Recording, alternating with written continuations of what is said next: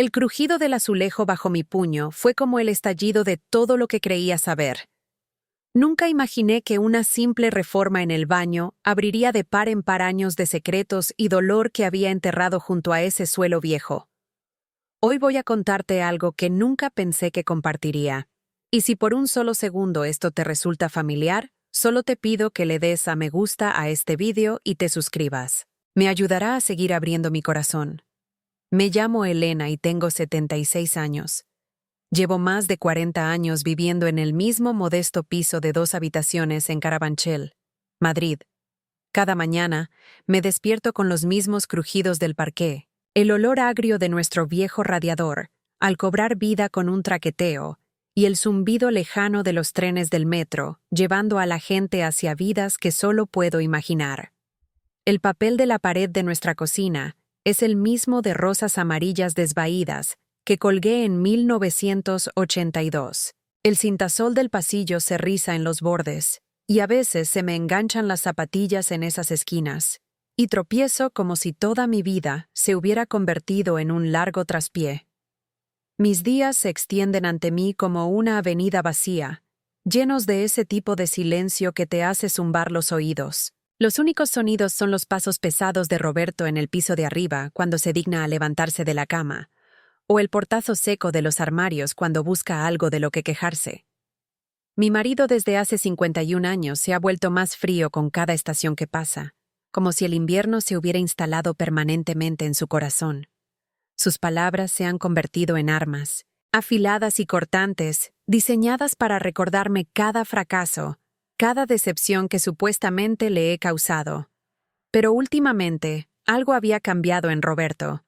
Algo que hacía que se me revolviera el estómago de inquietud cada vez que lo pillaba contando billetes en la mesa de la cocina, sus dedos curtidos deslizándolos de 20 y 50 euros en pequeños montones ordenados. Para un hombre que no ha tenido un trabajo estable en más de una década, que solía quejarse de cada ticket de la compra, esta repentina abundancia de dinero parecía imposible. Se metía el dinero en el bolsillo de la chaqueta con un gruñido de satisfacción, como un secreto que estuviera saboreando. Cuando le preguntaba de dónde salía, sus ojos se entrecerraban hasta convertirse en 2 rendijas. «No te preocupes por esas tonterías», me decía, pero no había nada cariñoso en esas palabras. Destilaban ese tipo de condescendencia que te hace sentir pequeña, invisible, insignificante. Entonces, una mañana gris de martes en marzo, Roberto anunció, mientras comía su tostada quemada y bebía su café soluble, que iba a alicatar el suelo del baño él mismo. La forma en que lo dijo, con ese brillo de suficiencia bailando en sus ojos azul pálido, me hizo detenerme a medio sorbo de mi té. «Nos ahorraré una fortuna», declaró, untando mermelada de fresa con la misma precisión que solía emplear cuando trabajaba como contable, en la época en que todavía se sentía orgulloso de su trabajo. «Estos albañiles te sacan los ojos. Yo puedo hacerlo mejor que cualquiera de ellos». Quise recordarle que su último intento de bricolaje había sido colgar un cuadro, que ahora estaba torcido en la pared de nuestro dormitorio después de 3 intentos fallidos de nivelarlo. Pero me mordí la lengua, me tragué mis dudas junto con mi té tibio.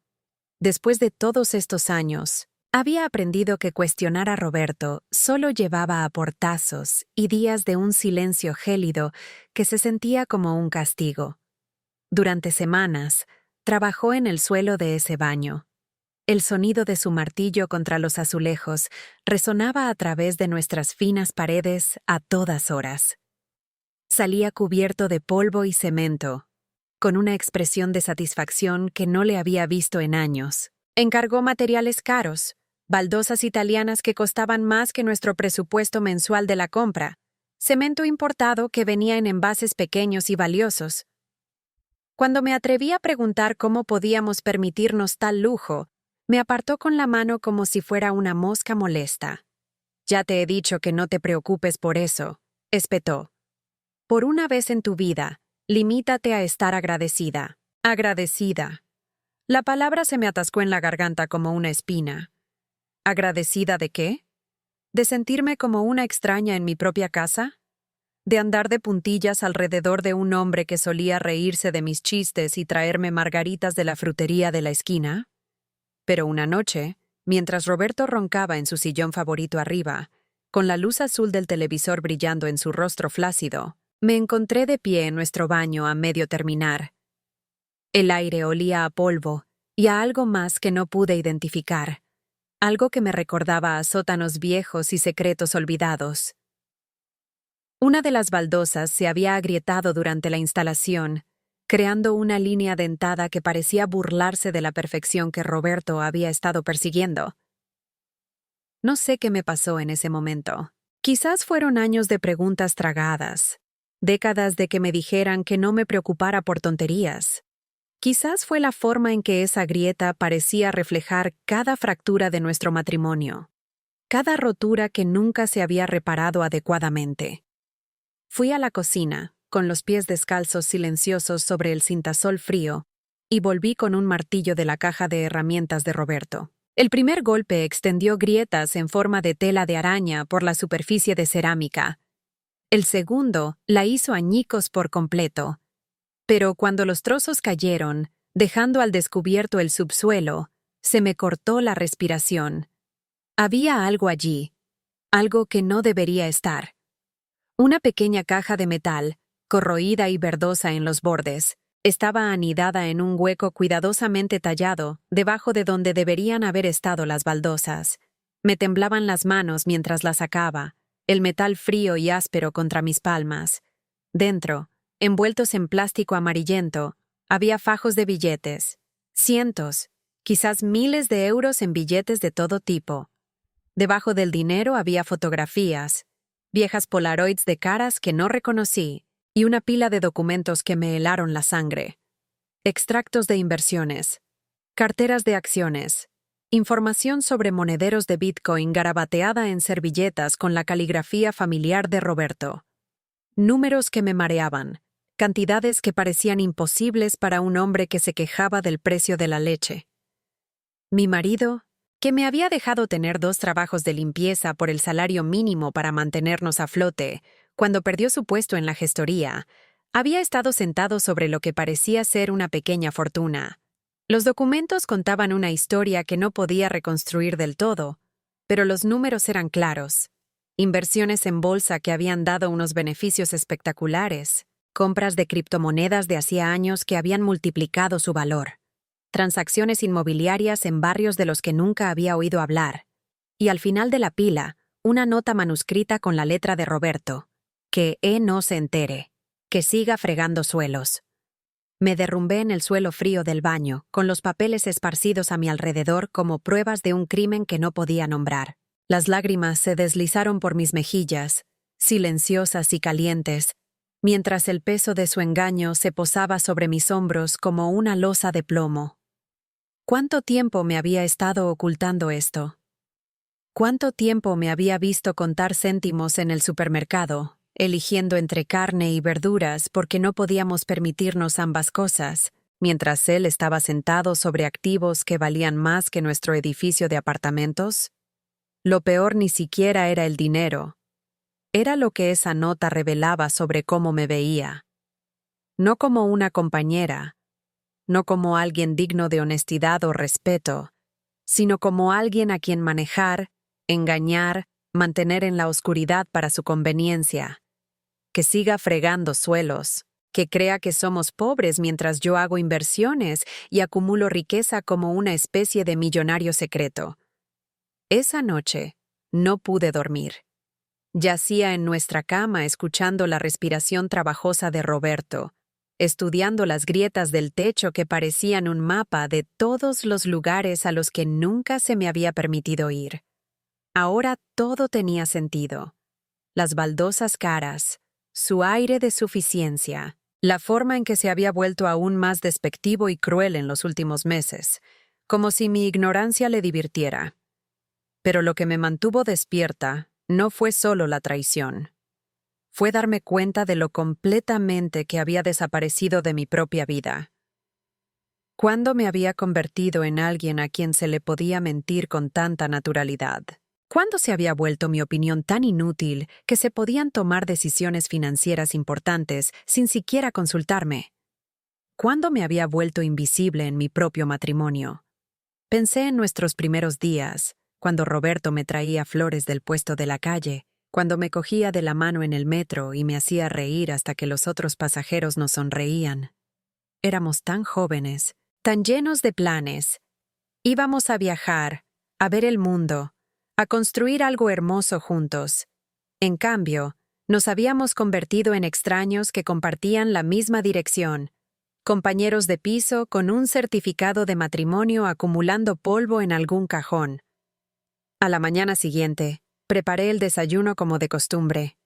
Huevos revueltos, tostadas ligeramente quemadas, café que nunca estaba lo suficientemente caliente. Roberto bajó en bata y con esa expresión de satisfacción que se había vuelto tan familiar. Comió en silencio, mirando su móvil, gruñendo de vez en cuando en señal de aprobación por algo en la pantalla. «El baño está quedando bien», dije con cuidado, dejando mi taza de café sobre la mesa. «Esos azulejos son preciosos». Levantó la vista, sorprendido por el cumplido. «¿Por fin te has dado cuenta? Costaron un dineral, pero a veces hay que invertir en calidad. ¿De dónde salió el dinero, Roberto?» La pregunta quedó suspendida en el aire entre nosotros como humo.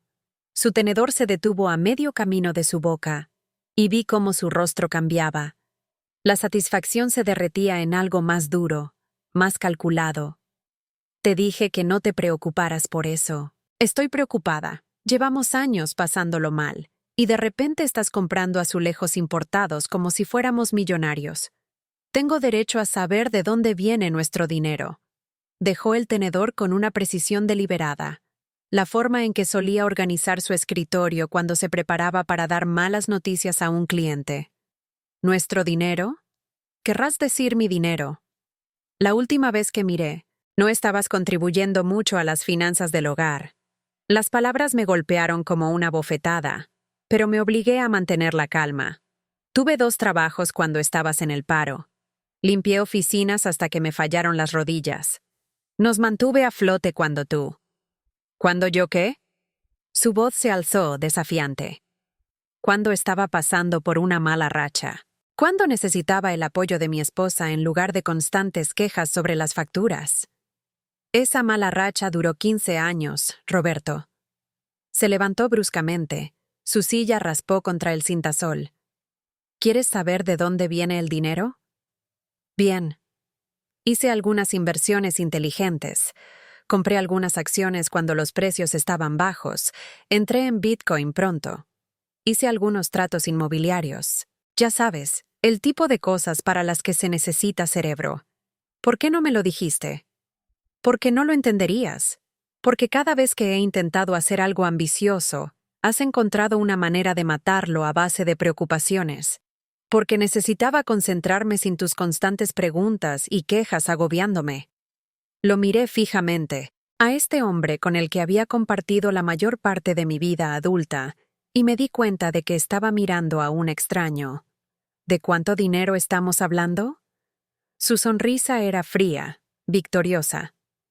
«Más de lo que podrías gastar en varias vidas si siguieras viviendo como lo haces ahora». Varias vidas. Mientras yo había estado eligiendo marcas blancas en el supermercado y remendando ropa hasta que se deshacía, él había estado sentado sobre una riqueza que podría haberlo cambiado todo. Podría haber pagado a los especialistas médicos que había necesitado pero no podía permitirme. Podría haber arreglado la calefacción que me dejaba tiritando durante las noches de invierno. Podría habernos dado la vida que una vez habíamos soñado. Podríamos haber viajado. Susurré. Podríamos haber visto Europa, como siempre hablábamos. Apenas podía soportar un viaje al centro. Se burló. ¿Qué harías en Europa? ¿Quejarte de la comida y preocuparte por el cambio de moneda? Cada palabra estaba diseñada para herir, para recordarme mi lugar en su recién construida jerarquía. Yo no era una compañera que mereciera honestidad. Era una carga que había que gestionar. Un lastre que podría interferir con su genio financiero. Esa tarde, mientras Roberto estaba fuera en lo que él afirmó, Era una cita con el médico, pero que ahora sospechaba que era una reunión con su asesor de inversiones. Llamé a nuestra hija Sara a Getafe. ¿Mamá? Su voz sonaba distraída, como si hubiera interrumpido algo importante. ¿Está todo bien? Necesito preguntarte algo. ¿Te ha mencionado papá alguna vez algo sobre dinero? ¿Inversiones? ¿Algo sobre nuestra situación financiera? Hubo una pausa que duró demasiado. ¿A qué te refieres? Sara, cariño, ¿te ha dicho que tenemos dinero? ¿Más dinero del que yo sé? Otra pausa. Luego, en voz baja. Mamá, realmente no puedo hablar de los asuntos de papá contigo. Eso es entre vosotros dos. Mi corazón se hundió. Ella lo sabía. Nuestra hija sabía de la riqueza secreta de Roberto, y me lo había estado ocultando, probablemente a petición de él.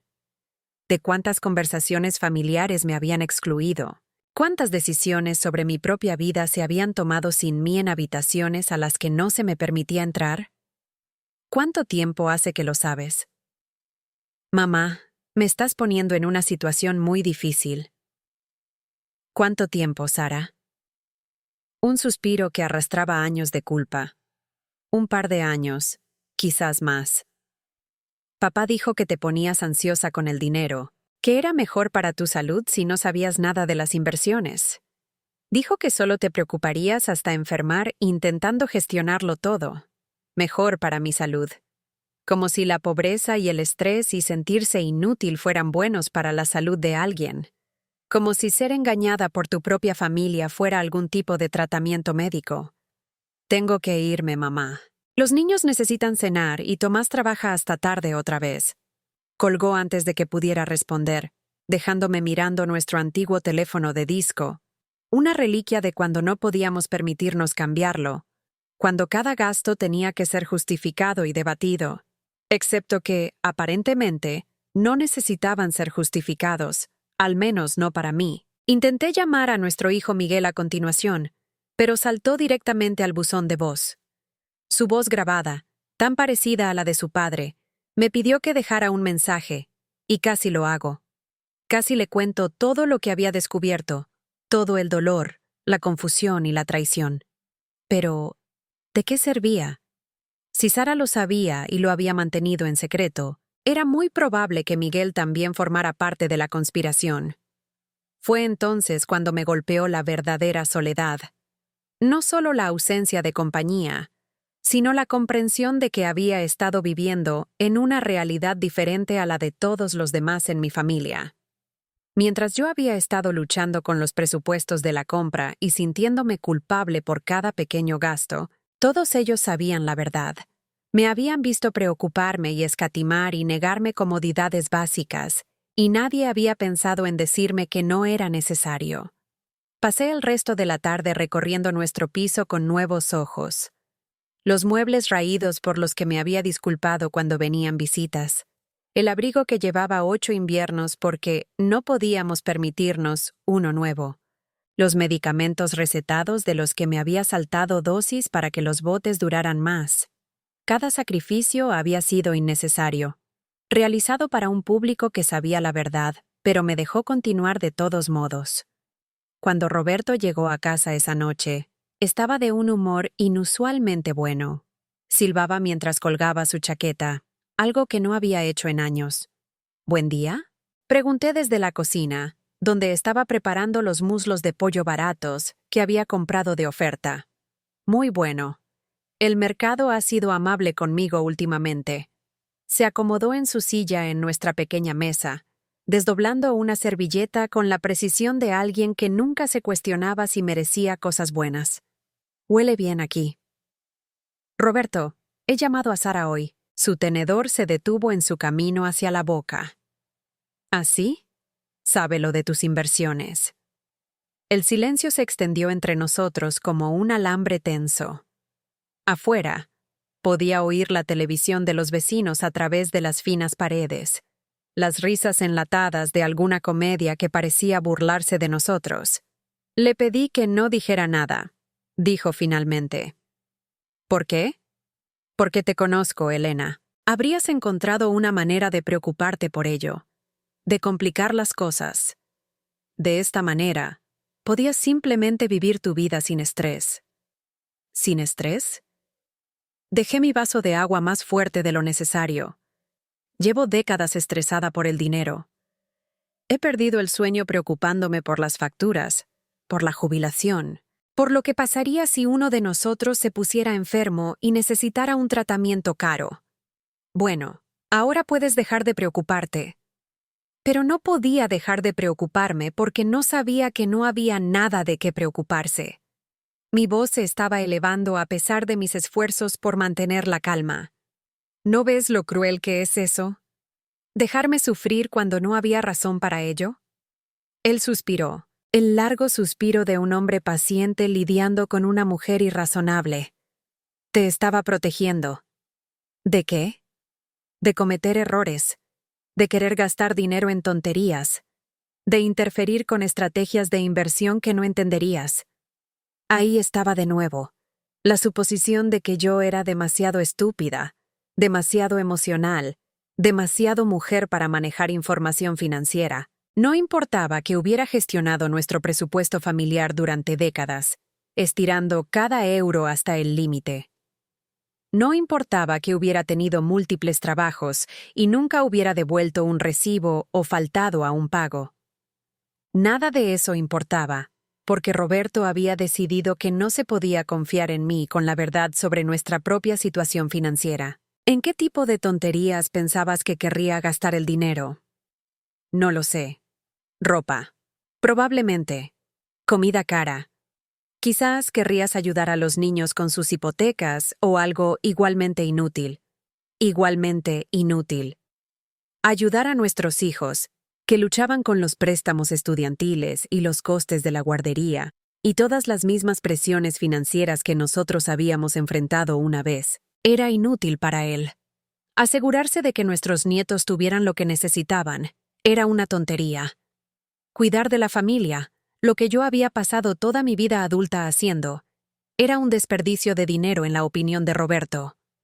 ¿De cuánto dinero estamos hablando exactamente? Dudó, cortando su pollo en trozos pequeños y precisos.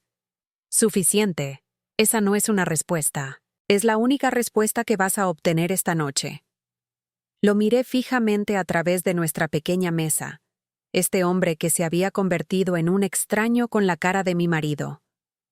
El Roberto con el que me casé nunca habría acaparado riqueza mientras me dejaba sentir pobre.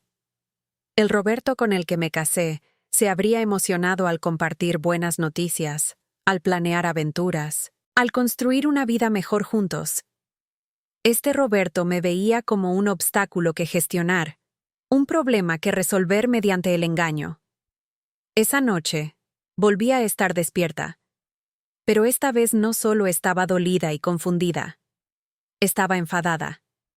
40 años de matrimonio, 51 años de vida juntos, y pensaba tan poco de mí que podía reescribir toda nuestra realidad sin consultarme. Podía verme sufrir innecesariamente y llamarlo protección. Podía excluirme de las decisiones sobre mi propia vida y llamarlo sabiduría. A la mañana siguiente, tomé una decisión que me asustó más que nada en mi vida.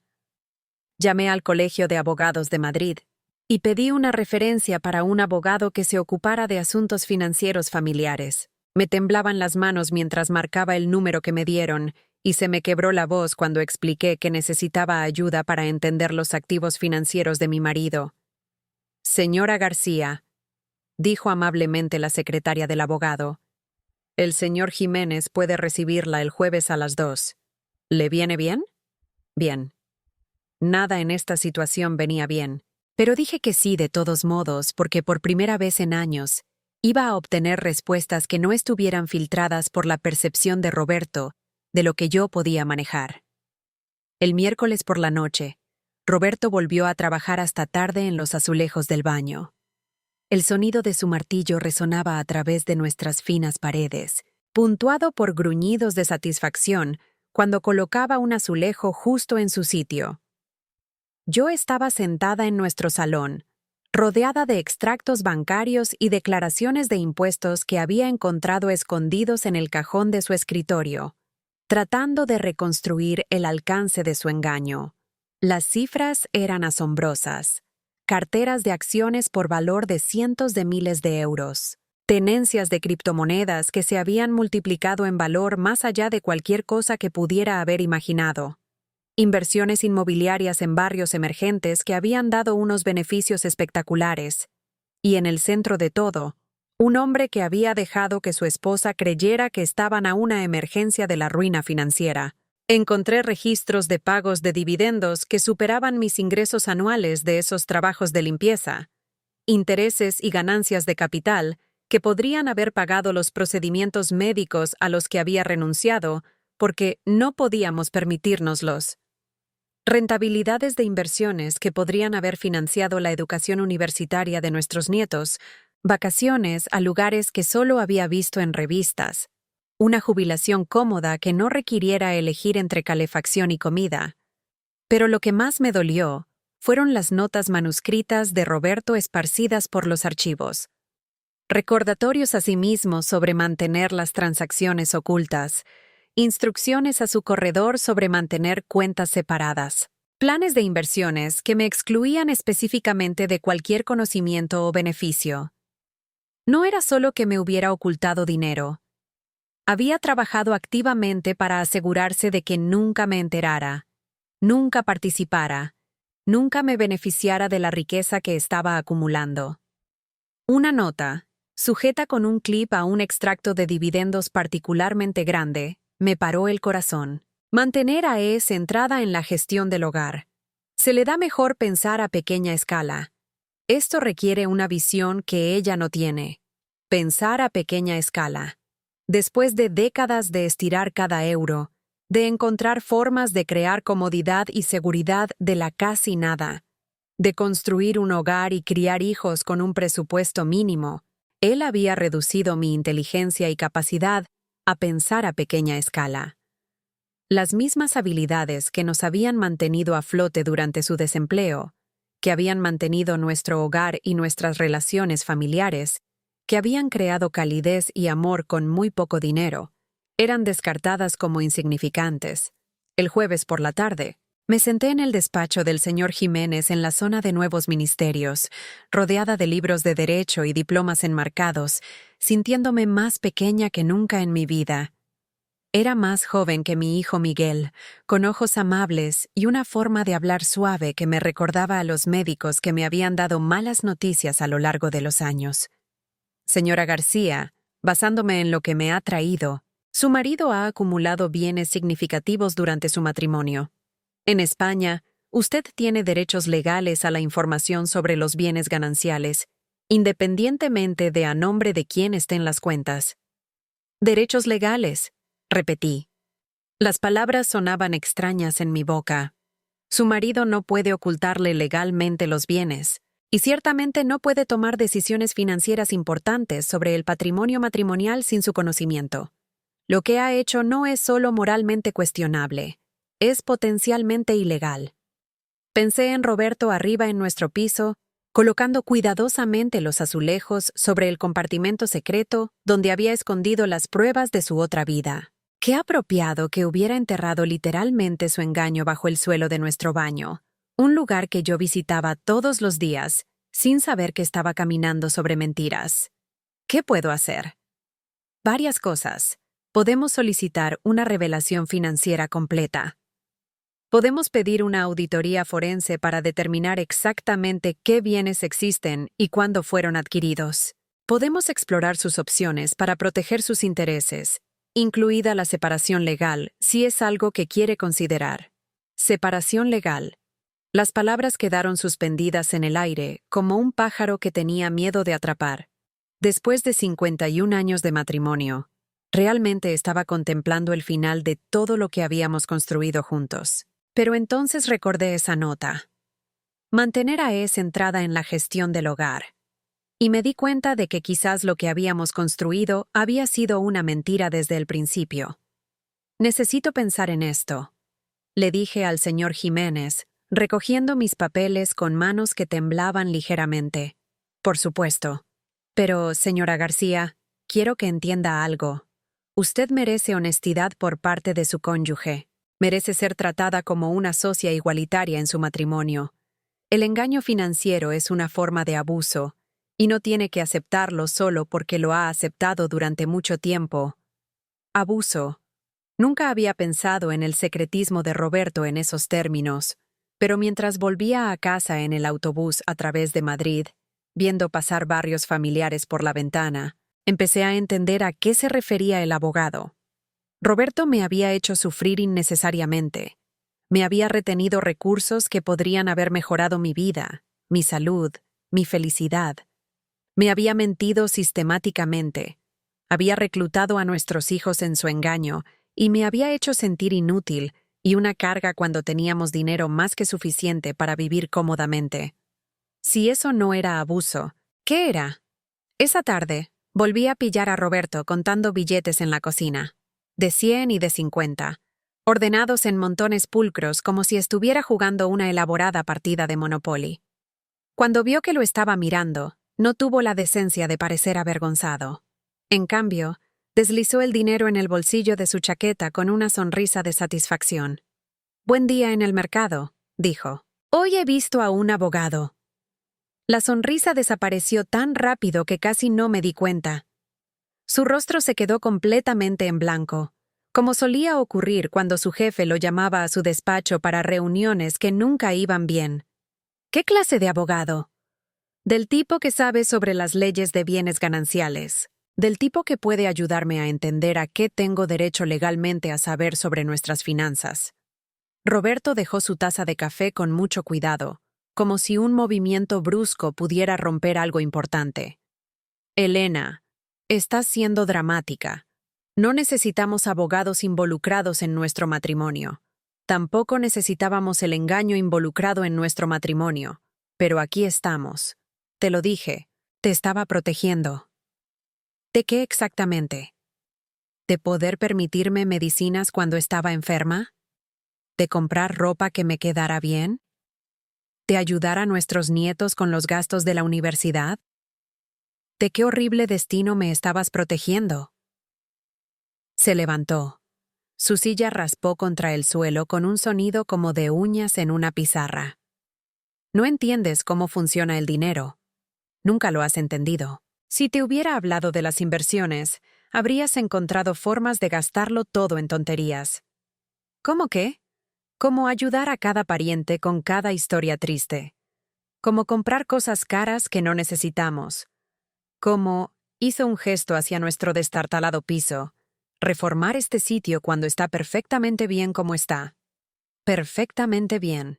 Nuestro piso con su papel pintado desconchado y la calefacción rota, sus azulejos agrietados y electrodomésticos antiguos, estaba perfectamente bien para que yo viviera mientras él acumulaba una riqueza que podría habernos comprado una casa en un buen barrio. Estaba perfectamente bien que yo soportara la incomodidad y la privación mientras él jugaba al genio de la bolsa en secreto. ¿Y qué hay de viajar? ¿Qué hay de ver el mundo como solíamos hablar? ¿Qué harías en París? ¿Quejarte de la barrera del idioma? ¿Preocuparte por el gasto? No estás hecha para ese tipo de vida, Elena. No estoy hecha para ese tipo de vida. Después de décadas de matrimonio, mi marido había decidido que no era lo suficientemente sofisticada para la vida que su dinero podía comprar. Era lo suficientemente buena para limpiar pisos, criar hijos y gestionar presupuestos familiares con calderilla, pero no era digna de viajes en primera clase, buenos restaurantes o el tipo de jubilación con la que había soñado. ¿Cuánto tiempo hace que lo saben los niños? Su pausa fue respuesta suficiente, pero intentó minimizarlo de todos modos. Le mencioné algunas inversiones a Miguel el año pasado cuando estaba preocupado por su hipoteca. Sara se enteró cuando me ayudó a configurar la banca online, y todos decidisteis que yo no debía saberlo. Decidimos que no necesitabas agobiarte con información financiera complicada. Agobiarme. Saber la verdad sobre mi propia vida era una carga que no podía manejar. Ser tratada como una socia igualitaria en mi matrimonio Era demasiado complicado para mi mente simple. Recibir la misma información disponible para mis hijos adultos estaba más allá de mis capacidades. Pensé en todas las veces que me había disculpado con mis amigos por nuestro modesto estilo de vida, explicando que teníamos ingresos fijos, que teníamos que tener cuidado con el dinero. Pensé en los eventos benéficos a los que había faltado, porque no podía permitirme ropa apropiada, en las celebraciones familiares a las que había asistido con regalos hechos en casa mientras todos los demás traían regalos comprados en tiendas.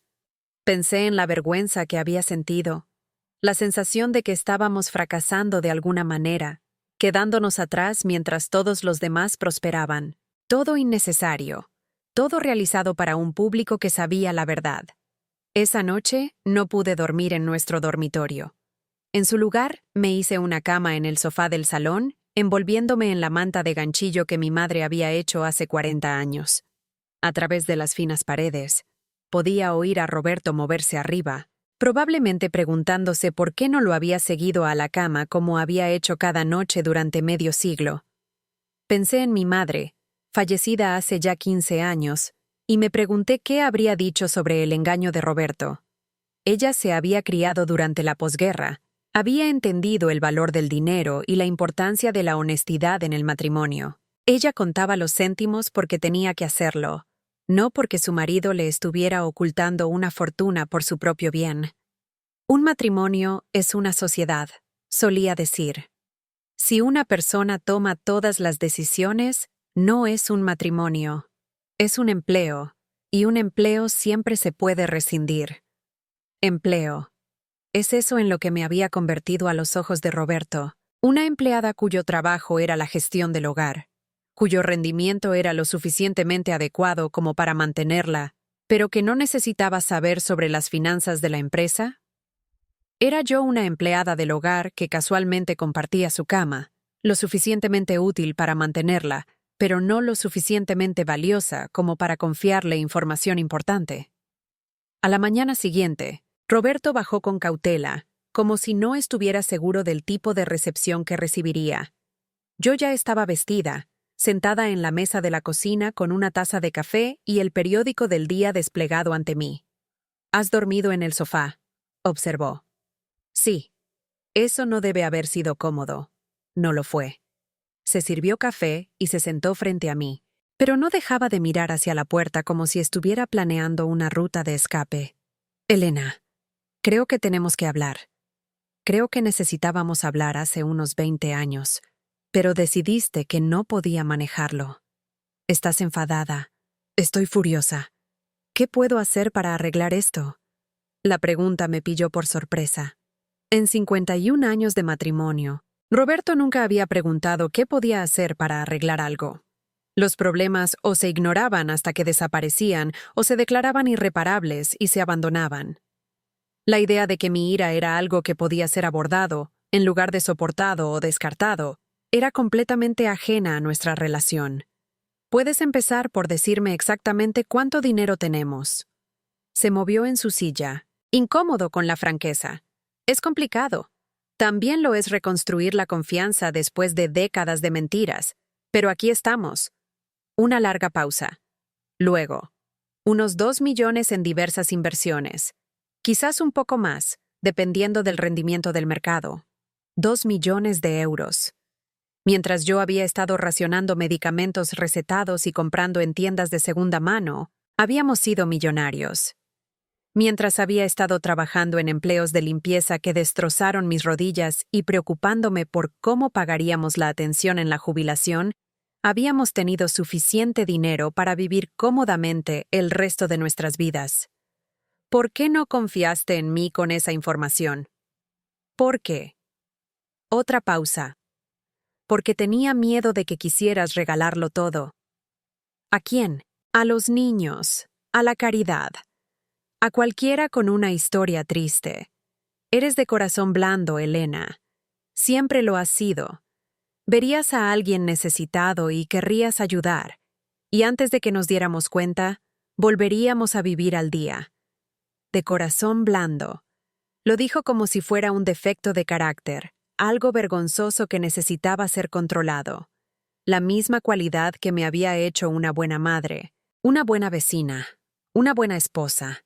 Era ahora la razón por la que no se podía confiar en mí con el conocimiento sobre mi propia seguridad financiera. ¿Hubiera sido tan terrible? ¿Ayudar a la gente? Sí. La vehemencia en su voz nos sorprendió a ambos. Sí, habría sido terrible. ¿Sabes cuánto tiempo me llevó a acumular tanto dinero? ¿Sabes con qué cuidado tuve que invertir? ¿Cuántos riesgos tuve que calcular? No voy a ver cómo desaparece porque te compadeces de todo el que tiene un problema. Ahí estaba, finalmente. La verdad debajo de toda su charla sobre protección y carga, y asuntos financieros complicados. Tenía miedo de que yo regalara su dinero. No nuestro dinero, su dinero, acumulado a través de su genio y trabajo duro, amenazado por mi estúpida compasión femenina. Así que me dejaste sufrir en lugar de arriesgarte a que fuera generosa. Te dejé vivir como siempre habías vivido en lugar de arriesgarme a que tomaras decisiones tontas que nos afectarían a ambos. Como siempre había vivido. Como si mi pobreza hubiera sido una elección, una preferencia, algo que había seleccionado de un menú de opciones de estilo de vida. Como si tener múltiples trabajos y negarme comodidades básicas hubiera sido una peculiaridad personal en lugar del resultado de una necesidad económica. ¿Y los niños? ¿Están en tu testamento? Por supuesto que están en mi testamento. Son mis hijos.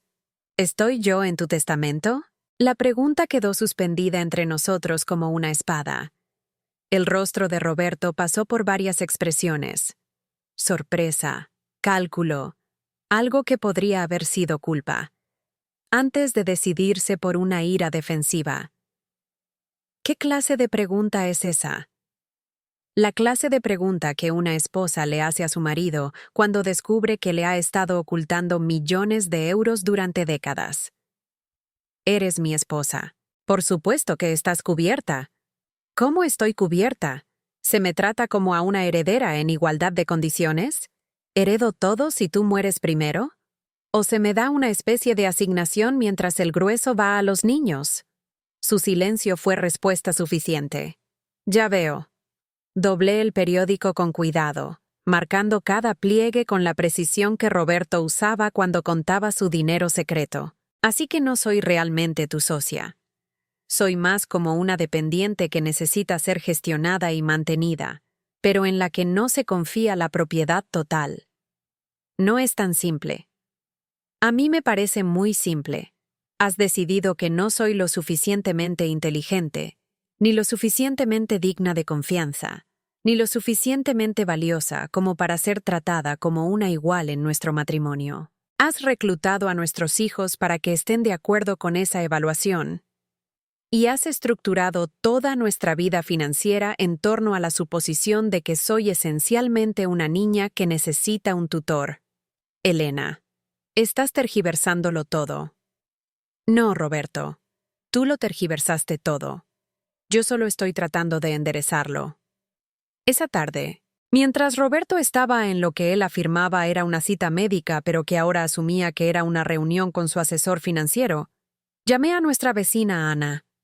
Tenía 82 años, una viuda que vivía sola en el piso de al lado y que siempre había sido amable conmigo de maneras que ahora parecían especialmente preciosas.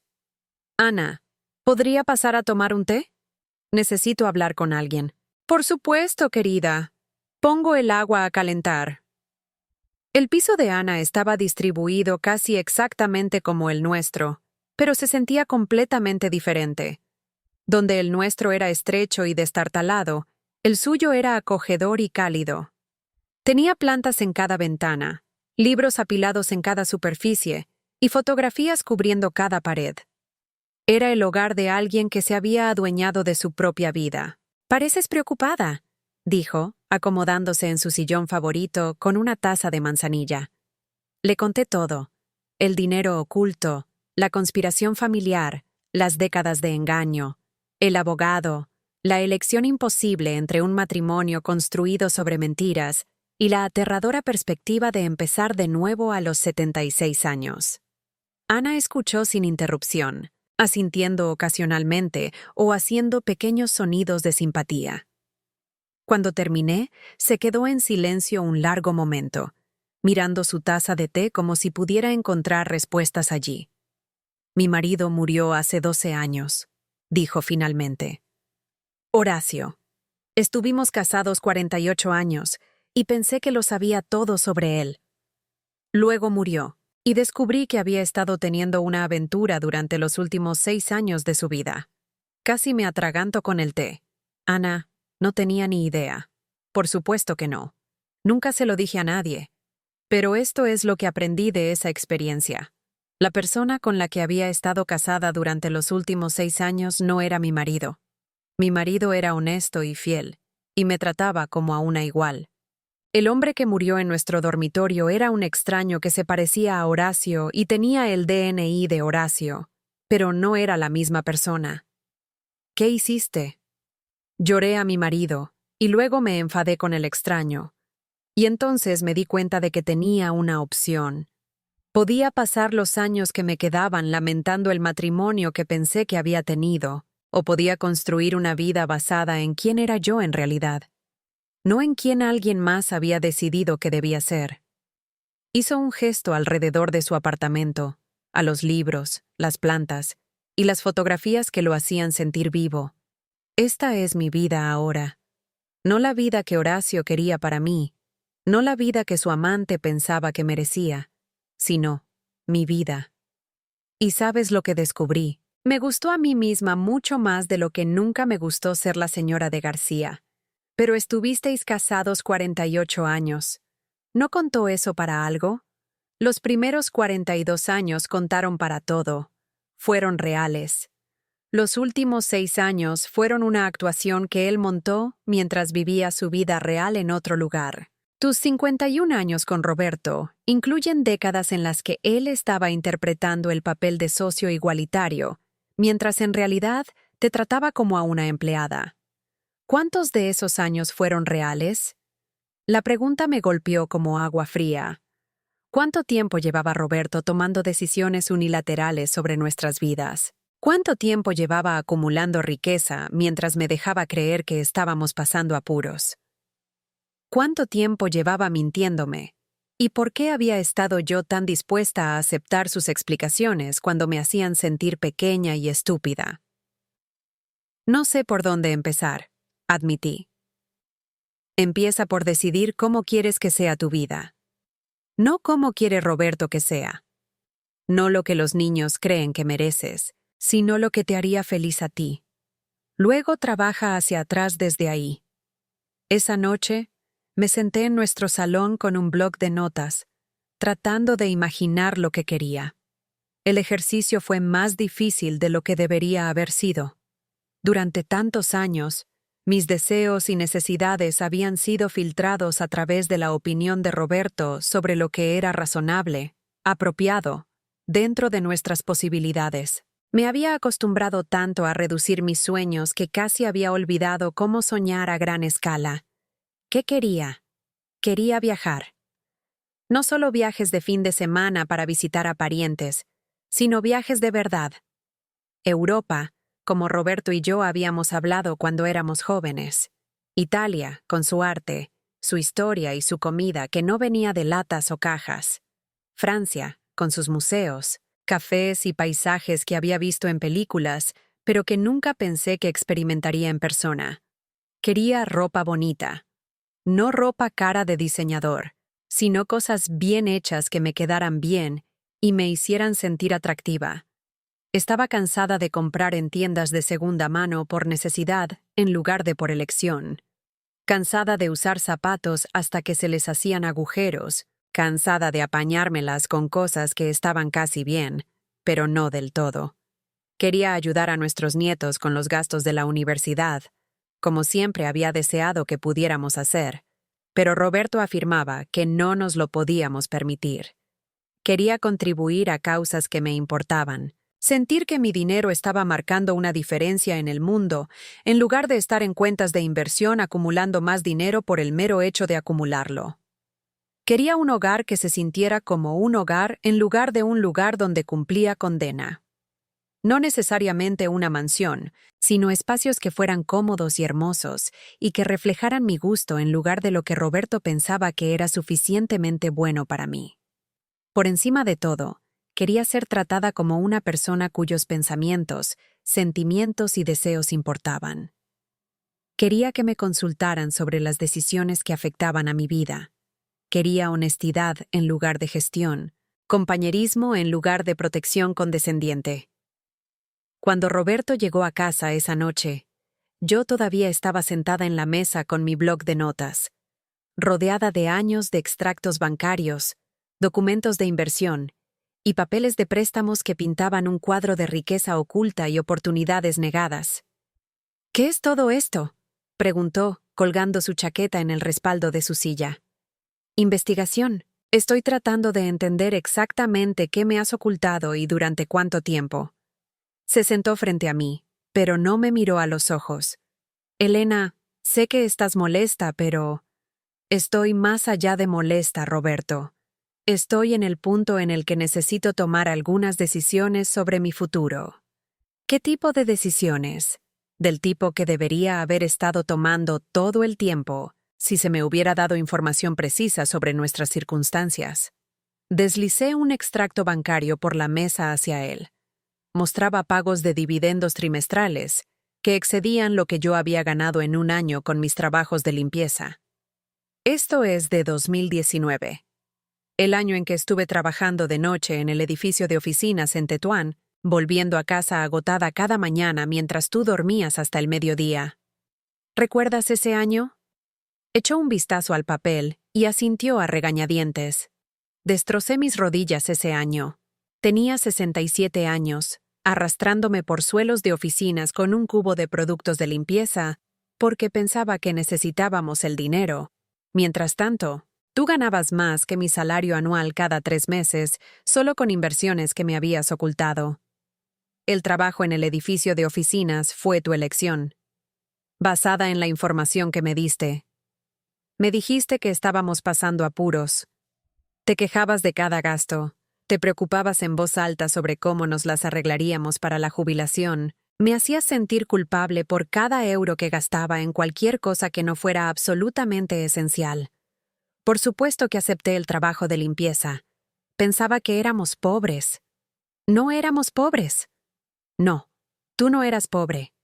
Yo era pobre, porque te aseguraste de que solo tuviera acceso al dinero que pensabas que merecía, que aparentemente era apenas lo suficiente para sobrevivir. Saqué otro documento, uno que mostraba inversiones inmobiliarias por valor de más de lo que cuestan las casas de la mayoría de la gente. Esto es de 2018. El año en que me salté mi mamografía porque no podíamos permitirnos el copago.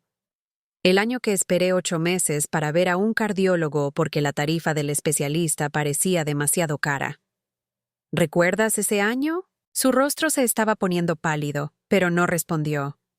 Estuve andando con una afección cardíaca que podría haberme matado, Roberto, porque decidiste que no necesitaba saber que podíamos permitirnos cualquier atención médica que pudiera necesitar. Porque pensaste que era mejor para mí preocuparme por el dinero que para ti compartir información precisa sobre nuestras finanzas. El médico dijo que tu corazón estaba bien. Después de 8 meses de dolores en el pecho que me mantenían despierta por la noche. 8 meses pensando que podría estar muriéndome, pero no queriendo agobiar a nuestra familia con costosas facturas médicas. Estaba de pie ahora, aunque no recordaba haberme levantado. Los papeles estaban esparcidos por nuestra pequeña mesa como pruebas en la escena de un crimen, lo que en cierto modo eran. Pruebas de años robados de mi vida, experiencias negadas, oportunidades perdidas, sufrimiento que podría haberse evitado si mi propio marido hubiera estado dispuesto a ser honesto conmigo. Me dejaste sufrir innecesariamente, dije en voz baja. Durante años. Durante décadas. Me viste trabajar en empleos que dañaron mi cuerpo y preocuparme por gastos que no eran problemas reales y negarme cosas que podíamos permitirnos fácilmente. Y elegiste no ayudarme porque habías decidido que no podía manejar la verdad sobre nuestra situación. Estaba tratando de protegerte. ¿De qué? ¿De poder vivir cómodamente? ¿De tener opciones? ¿De ser tratada como una adulta que podía participar en las decisiones sobre su propia vida? ¿De cometer errores que nos costarían todo? ¿Qué errores pensabas que cometería? Dar dinero a cada historia triste. Comprar cosas que no necesitamos. Confiar en la gente equivocada con consejos de inversión. Así que, en cambio, tomaste decisiones unilaterales sobre a cuánto dinero merecía tener acceso, qué información podía manejar, qué gastos estaban justificados y qué tipo de vida era lo suficientemente sofisticada para vivir.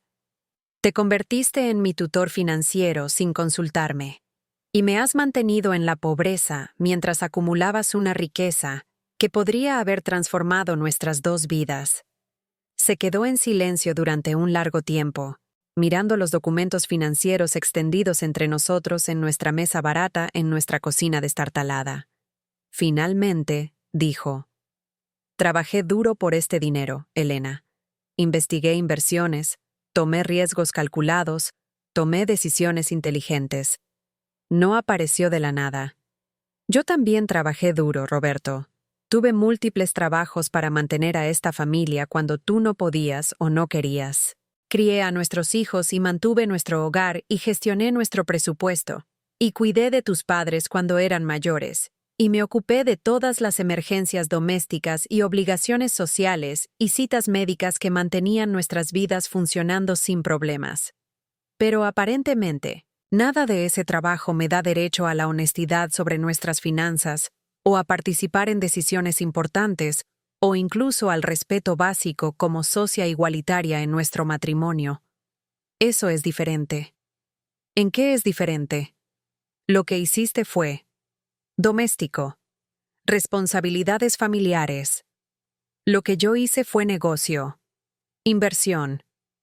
Construir riqueza requiere un tipo diferente de inteligencia. Doméstico, responsabilidades familiares. 51 años de matrimonio, y mis contribuciones eran domésticas mientras que las suyas eran de negocios. Mi inteligencia era suficiente para gestionar un hogar, pero no para entender inversiones. Mi trabajo era responsabilidad familiar, mientras que el suyo era construcción de riqueza, como si las familias y la riqueza existieran en universos completamente separados. Voy a hacerte una pregunta, Roberto, y quiero que pienses cuidadosamente antes de responder. ¿Me respetas? La pausa fue demasiado larga, y esa fue respuesta suficiente. Quiero decir, ¿crees que soy inteligente?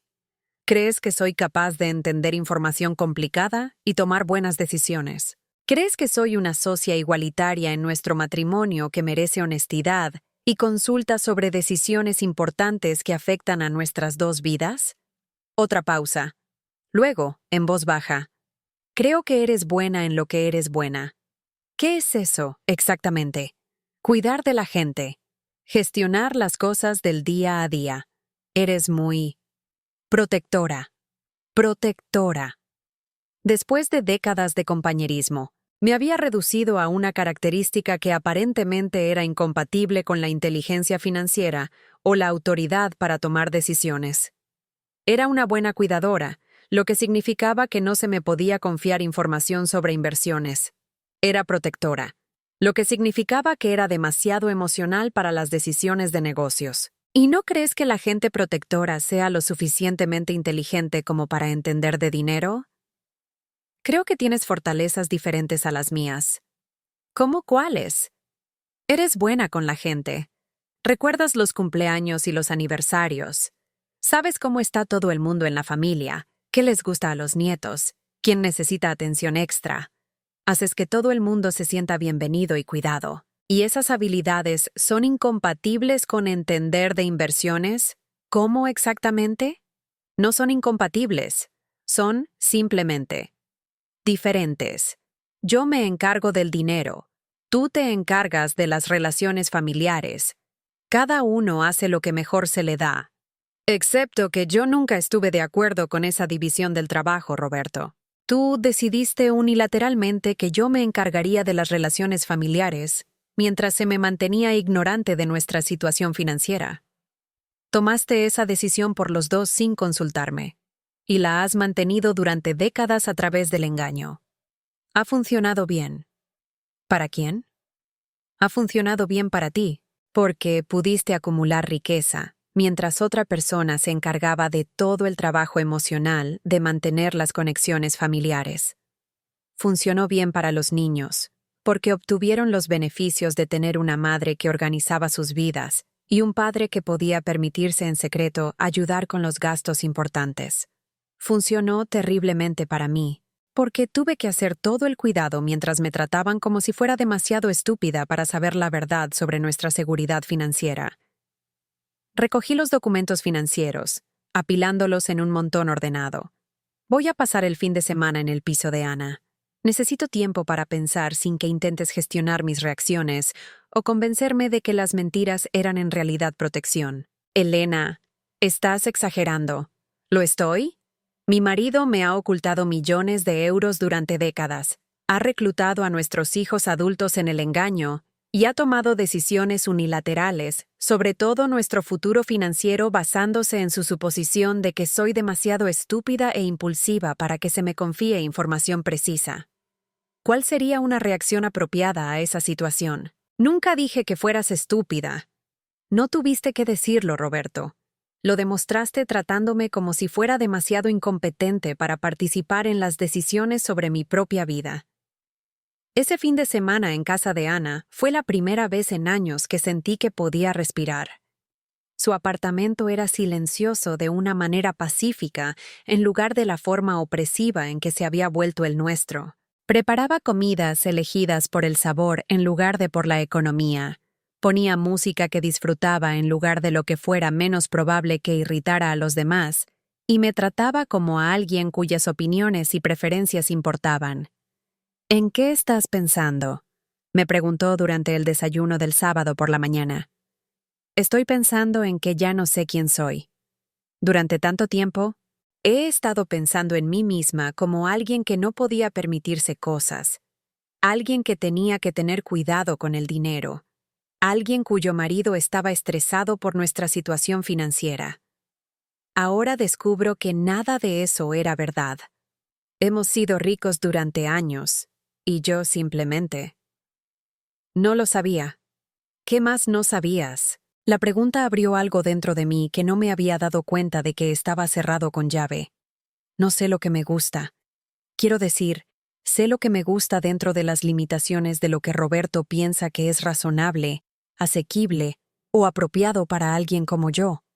Pero no sé lo que elegiría si esas limitaciones no existieran. ¿Cómo qué? Comida. Siempre cocino cosas que son económicas y que Roberto comerá sin quejarse. Pero, ¿y si pudiera elegir basándome en lo que realmente quisiera probar? ¿Y si pudiera ir a restaurantes que sirven cocina de países que nunca he visitado? ¿O comprar ingredientes que cuestan más que la carne picada y los muslos de pollo? ¿Qué más? Ropa. Compro en tiendas de segunda mano y de descuento, y elijo basándome en lo que es práctico y asequible. Pero, ¿qué me pondría si pudiera elegir basándome en lo que me hace sentir guapa? ¿Qué colores me gustan realmente? ¿Qué estilos me hacen sentir segura? ¿Qué más? Viajes. Roberto siempre dijo que no podíamos permitirnos ir a ningún sitio que requiriera alojamiento caro o vuelos internacionales. Pero, ¿y si pudiéramos? ¿Y si pudiera ver arte en persona en lugar de solo en libros? ¿Y si pudiera comer auténtica comida italiana en Italia, o pasear por museos en París, o ver paisajes que solo he imaginado? ¿Qué te impide descubrirlo? La pregunta era tan simple y tan complicada al mismo tiempo. ¿Qué me lo impedía? ¿La opinión de Roberto? ¿Su control sobre nuestras finanzas? ¿Mi propio miedo a tomar decisiones que me habían dicho que no estaba cualificada para tomar? No sé cómo empezar. Empiezas por lo pequeño. Vas a un restaurante que siempre has querido probar y pides algo que suena interesante, aunque sea caro. Vas a unos grandes almacenes y te pruebas ropa que te atraiga, aunque no sea práctica. Coges folletos de viajes y empiezas a imaginar a dónde irías si el dinero no fuera una limitación. Esa tarde, hice algo que no había hecho en décadas. Fui de compras por placer en lugar de por necesidad. Cogí el metro hasta el centro de Madrid y paseé por el Corte Inglés, tocando telas y probándome ropa que me llamaba la atención en lugar de ropa que estaba de rebajas o era práctica para mi rutina diaria. En el espejo de un probador de los grandes almacenes, me vi con un vestido azul suave que resaltaba el color de mis ojos. Costaba más de lo que normalmente gastaba en ropa en 6 meses, pero me hacía parecer alguien digna de ser mirada, no la esposa anciana de alguien o la madre envejecida de alguien, sino una mujer que existía por sí misma, que merecía cosas bonitas, que ocupaba su espacio en el mundo con confianza. Compré el vestido.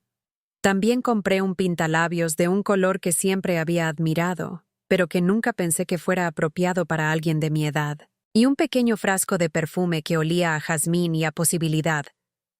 En el viaje de vuelta en metro a Carabanchel, vi mi reflejo en la ventana oscura y apenas me reconocí.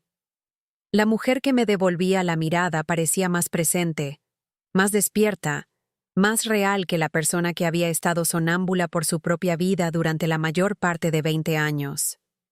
El domingo por la noche, volví a nuestro apartamento. Roberto esperaba en el salón, sentado en su sillón de siempre con una cerveza y el mando a distancia. Levantó la vista cuando entré, y algo en su expresión cambió cuando me vio. «¿Te ves?» «Diferente.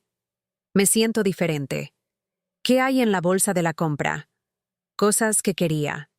No cosas que necesitaba o que eran prácticas o que estaban de oferta. Simplemente cosas que quería. Fui a nuestro dormitorio y colgué el vestido azul en mi armario junto a toda la ropa sin forma, sin color y práctica que había acumulado a lo largo de los años. El contraste era sorprendente. Era como ver una flor en un campo de malas hierbas, un recordatorio de que la belleza, el color y la alegría eran elecciones en lugar de lujos que no podía permitirme. A la mañana siguiente, concerté una cita con mi propia asesora financiera. No el corredor de inversiones de Roberto, no alguien que él hubiera seleccionado e informado sobre mis limitaciones, sino alguien que me daría información independiente sobre nuestros activos y mis opciones. Quería entender exactamente qué poseíamos, cuáles eran mis derechos legales y cuánto costaría establecer la independencia financiera si eso era lo que decidía hacer. La asesora, una mujer llamada Sofía Ramos, se reunió conmigo en su oficina en el centro de Madrid. Su escritorio estaba cubierto de diplomas y certificaciones, y su trato era profesional pero cálido. «Señora García, he revisado los documentos que me ha proporcionado, y debo decirle que su marido ha sido poco sincero sobre la situación financiera de su familia.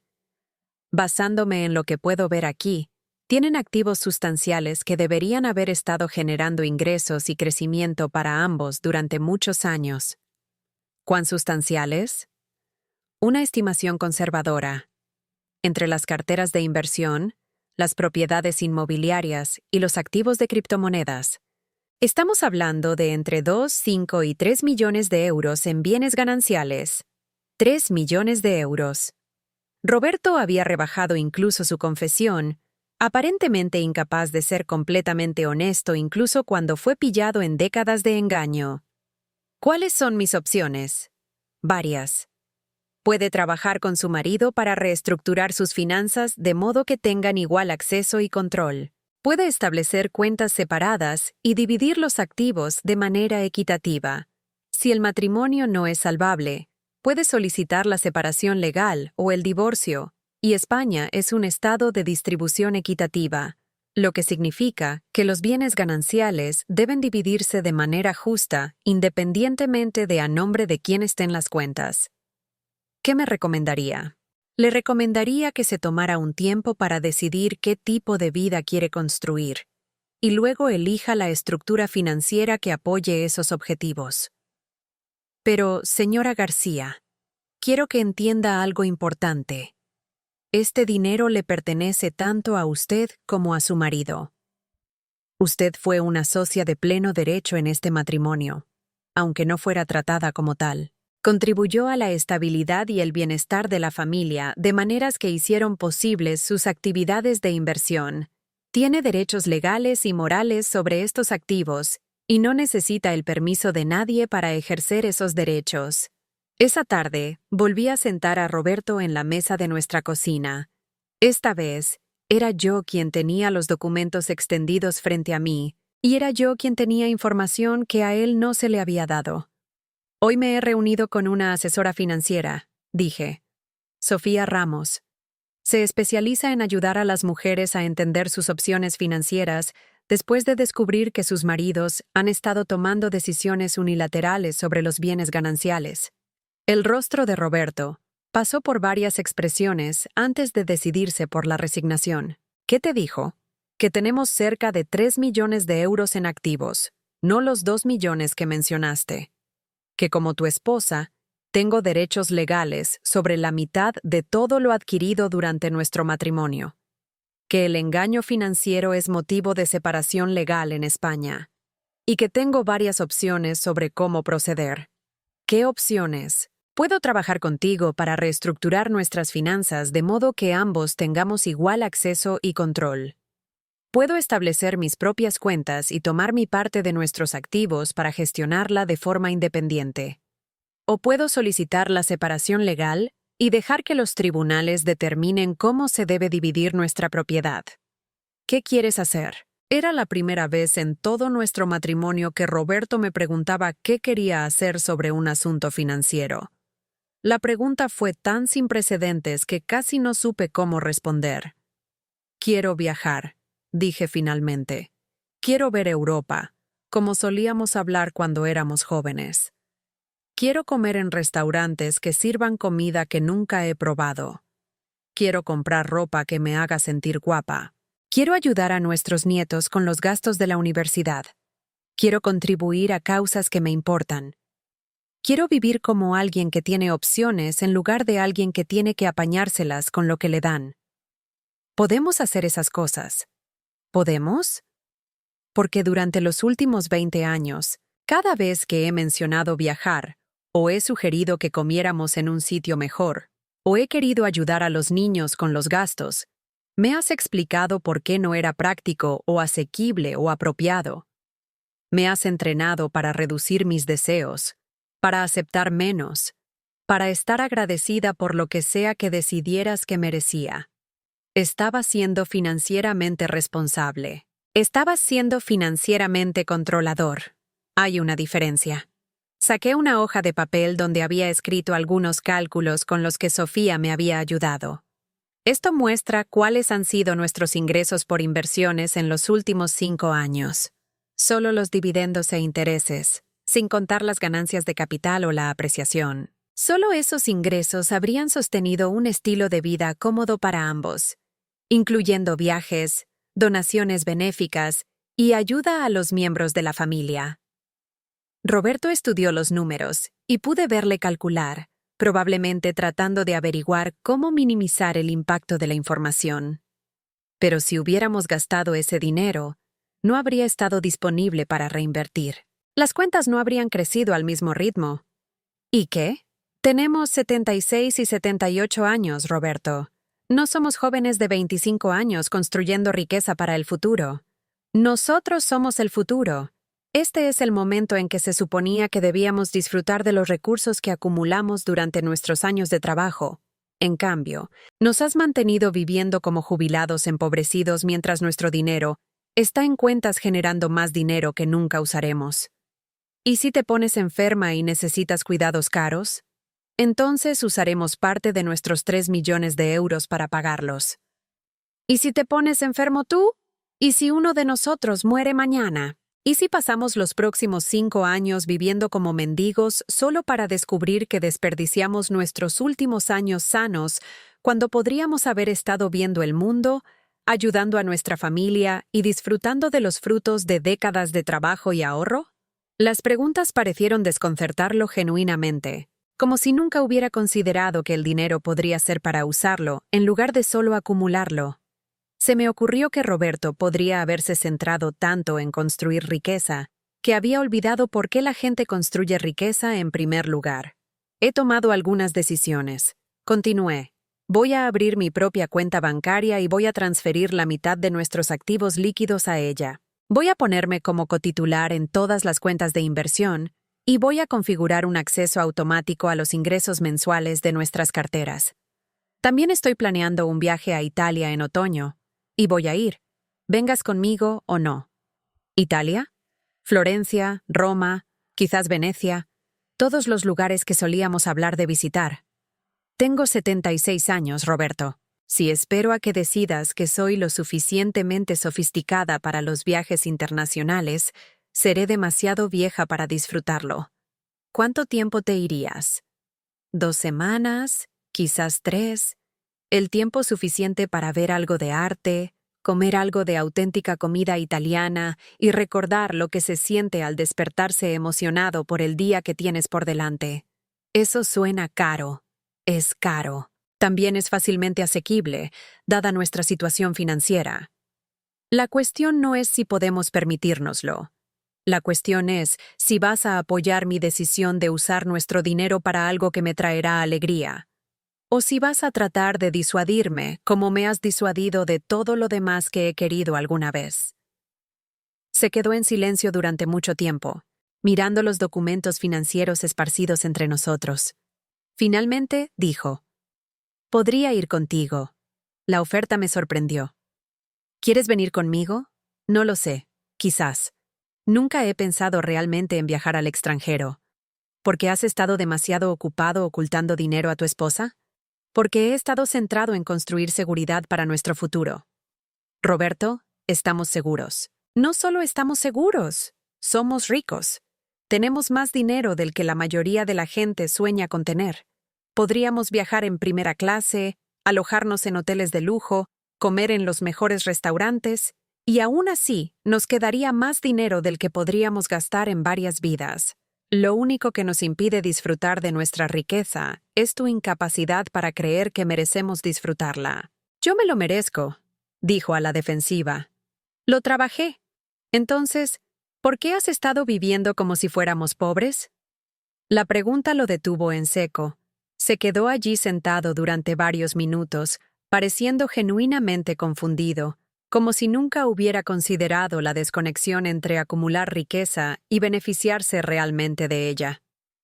No lo sé, dijo finalmente. Supongo que tenía miedo de perderlo. ¿Perderlo cómo? No estamos hablando de gastarlo todo en una compra extravagante. Estamos hablando de usar un pequeño porcentaje de nuestros activos para mejorar nuestra calidad de vida. Estamos hablando de dejar que nuestro dinero trabaje para nosotros en lugar de que nosotros trabajemos para nuestro dinero. Y si el mercado se desploma, entonces todavía tendríamos más dinero del que la mayoría de la gente tiene cuando el mercado va bien. Roberto, podríamos perder la mitad de nuestros activos mañana y seguiríamos siendo millonarios.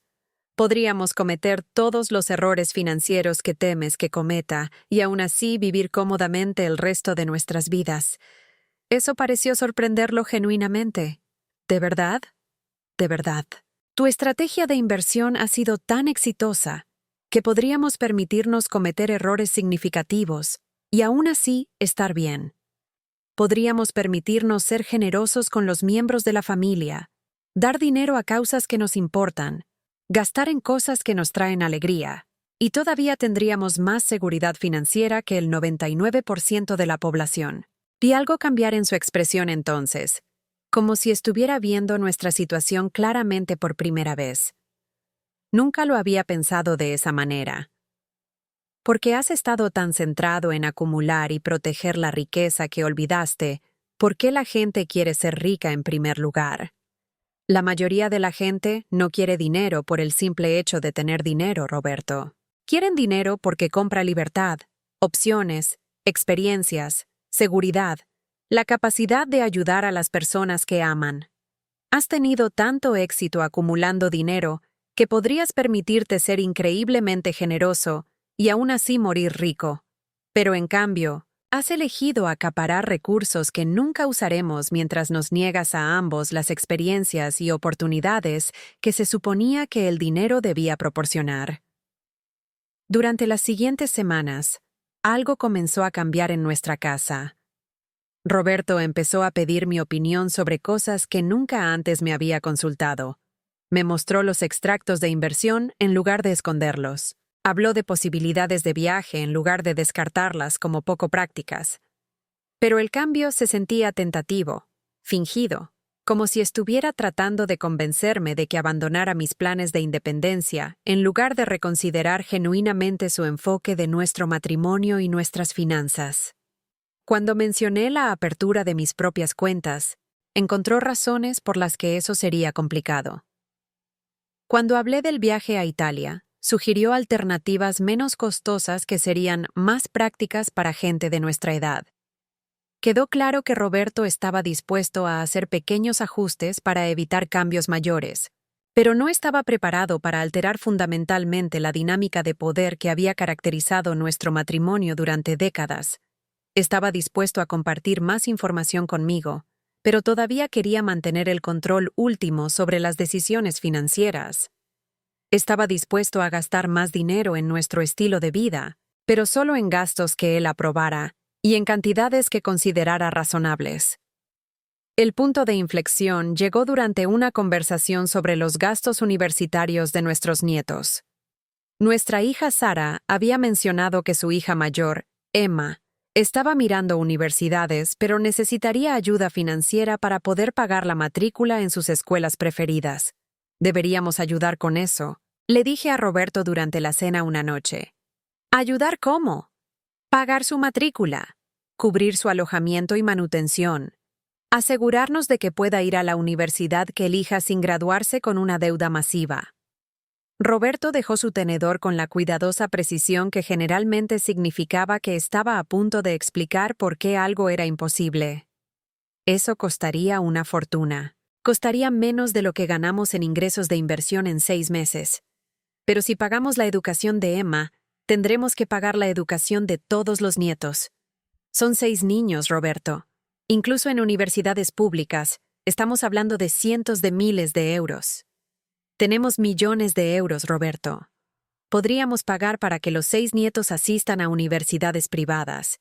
Y todavía nos quedaría más dinero del que la mayoría de las familias acumulan jamás. Pero, ¿y si no lo aprecian? ¿Y si la educación gratuita los vuelve vagos o consentidos?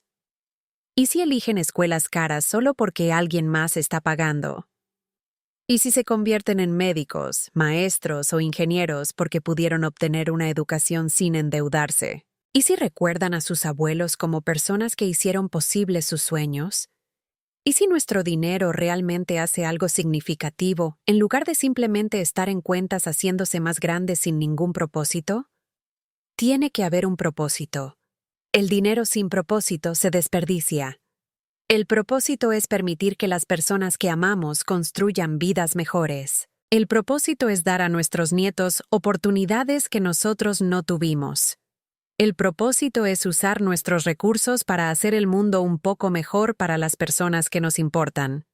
¿Y si desperdician esas oportunidades? Entonces, habremos intentado ayudar, y todavía tendremos más dinero del que podemos gastar en nuestras vidas. Roberto, tienes tanto miedo de cometer un error con nuestro dinero que estás cometiendo el mayor error de todos. No lo estás usando para nada que importe. Esa conversación pareció cristalizar algo para ambos. Roberto se dio cuenta de que su miedo a los errores financieros se había vuelto más poderoso que su deseo de disfrutar los frutos de su éxito. Y yo me di cuenta de que había estado pidiendo permiso para usar dinero que tenía todo el derecho a usar, y que eso nunca iba a cambiar, a menos que dejara de pedir y empezara a actuar. Al día siguiente, abrí mi propia cuenta corriente en un banco diferente. No pedí permiso a Roberto ni expliqué mis razones. Simplemente entré en el BBVA con mi identificación y la documentación de nuestros activos, y abrí una cuenta a mi nombre únicamente. Luego llamé a Sofía, mi asesora financiera, y establecí transferencias automáticas que me darían acceso directo a los ingresos de inversión y a una parte de nuestros ahorros. Cuando Roberto descubrió lo que había hecho, se enfadó más de lo que lo había visto en años. No puedes simplemente coger dinero sin discutirlo conmigo primero. No cogí tu dinero, Roberto. Cogí mi dinero. Dinero al que tengo derecho legal como tu esposa y compañera. Dinero que debería haber estado disponible para mí durante décadas, pero no lo estuvo porque decidiste que no se podía confiar en mí con él. Esto es un robo. No, esto es equidad. Por primera vez en nuestro matrimonio, tengo acceso a recursos financieros que son legítimamente míos. Por primera vez, puedo hacer compras y tomar decisiones sin tener que justificarlas ante alguien que me ha estado mintiendo sobre nuestra situación financiera durante años. ¿Qué vas a hacer con él? Lo que quiera. Quizás me compre ropa que no sea de tiendas de segunda mano. Quizás coma en restaurantes que crees que son demasiado caros. Quizás reserve ese viaje a Italia, vengas conmigo o no. Quizás ayude a Emma con los gastos de la universidad, ya que su abuelo aparentemente piensa que su educación no vale la pena la inversión. No puedes simplemente tomar decisiones financieras unilaterales. La ironía era tan espesa que casi me reí. ¿No puedo tomar decisiones financieras unilaterales? Roberto, has estado tomando decisiones financieras unilaterales durante todo nuestro matrimonio. Decidiste qué información podía tener, qué gastos estaban justificados, qué tipo de estilo de vida merecía, a qué porciones de nuestros activos podía acceder. Reclutaste a nuestros hijos en una conspiración para mantenerme ignorante sobre nuestra situación financiera. Has tomado cada decisión importante sobre el dinero durante décadas sin consultarme. ¿Y ahora estás molesto porque he obtenido acceso a dinero que siempre fue legalmente mío? Eso es diferente. ¿En qué es diferente? Porque sé lo que hago con las inversiones. Entiendo cómo gestionar el dinero adecuadamente. ¿Y yo no? Nunca has mostrado ningún interés en la gestión financiera antes, porque nunca me diste acceso a finanzas que gestionar. No puedes excluir a alguien de participar en las decisiones y luego afirmar que su falta de experiencia justifica una exclusión continua. Esa tarde, le mostré a Roberto los folletos de viaje que había recogido, tours por Italia que incluían museos de arte, clases de cocina y visitas guiadas a sitios históricos. Alojamientos que parecían cómodos en lugar de económicos, itinerarios que priorizaban la experiencia sobre el presupuesto. Parecen caros, dijo, hojeando las páginas brillantes. Son caros. También son exactamente el tipo de experiencia de viaje con la que he soñado durante 30 años, pero que nunca pensé que podría permitirme. Podríamos encontrar tours menos caros. ¿Por qué? Podemos permitirnos fácilmente estos tours. La única razón para elegir opciones menos costosas sería si las caras no valieran la pena, no si no pudiéramos pagarlas. Pero si gastamos dinero en viajes caros, tendremos menos dinero para otras cosas. ¿Qué otras cosas, Roberto? ¿Para qué estamos ahorrando dinero? Estamos en nuestros 70. No estamos comprando casas, ni empezando negocios, ni pagando la universidad de los hijos. No estamos acumulando riqueza para las generaciones futuras porque no planeamos dejar toda nuestra herencia a la caridad. Estamos ahorrando dinero para ahorrar dinero, lo cual no es realmente un propósito. ¿Y si uno de nosotros necesita atención médica prolongada? Entonces usaremos parte de nuestros 3 millones de euros para pagarla. Incluso si uno de nosotros necesitara 1 millón de euros en atención médica, todavía nos quedaría suficiente dinero para vivir cómodamente, viajar al extranjero y ayudar a nuestros nietos con los gastos de la universidad. Estás siendo imprudente con nuestra seguridad financiera. No, Roberto. Finalmente estoy siendo realista sobre nuestra seguridad financiera. Has tenido tanto éxito construyendo riqueza que podríamos permitirnos ser lo que tú consideras imprudente y aún así estar financieramente seguros. Tenemos suficiente dinero para tomar riesgos calculados, para ser generosos, para priorizar experiencias sobre la acumulación.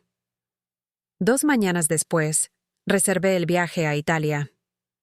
Vuelos en primera clase, alojamientos de lujo, visitas guiadas a museos de arte y sitios históricos, clases de cocina en la Toscana, catas de vino en pequeños pueblos de los que solo había leído en libros. Era todo lo que había soñado, y más caro que cualquier vacación que hubiéramos tomado jamás. Cuando le conté a Roberto lo que había hecho, miró los correos de confirmación en silencio durante un largo rato. «El coste total es más de lo que solíamos gastar en un año», dijo finalmente. «El coste total es menos de lo que ganamos en ingresos de inversión en 6 semanas. Y Roberto, esto no es solo por el dinero. Se trata de priorizar finalmente mi felicidad y mis sueños en lugar de posponerlos siempre por alguna emergencia futura imaginaria. ¿Y si no quiero ir a Italia? Entonces iré sola. Tengo 76 años. Si espero a que quieras compartir experiencias conmigo, seré demasiado vieja para disfrutarlas. ¿Realmente viajarías al extranjero sola a tu edad? Millones de personas viajan al extranjero a mi edad, Roberto. La edad no descalifica a nadie para ver el mundo a menos que lo permitan. Eso pareció sorprenderlo.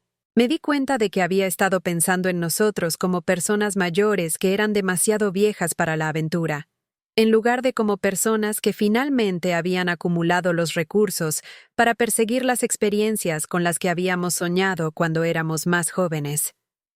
«Puede que quiera ir contigo», dijo tentativamente. «Eres bienvenido. Pero voy. Vengas o no. Este viaje no depende de tu participación o aprobación». Algo cambió en su expresión entonces, como si me estuviera viendo claramente por primera vez en años. «Realmente eres diferente ahora». «No soy diferente, Roberto.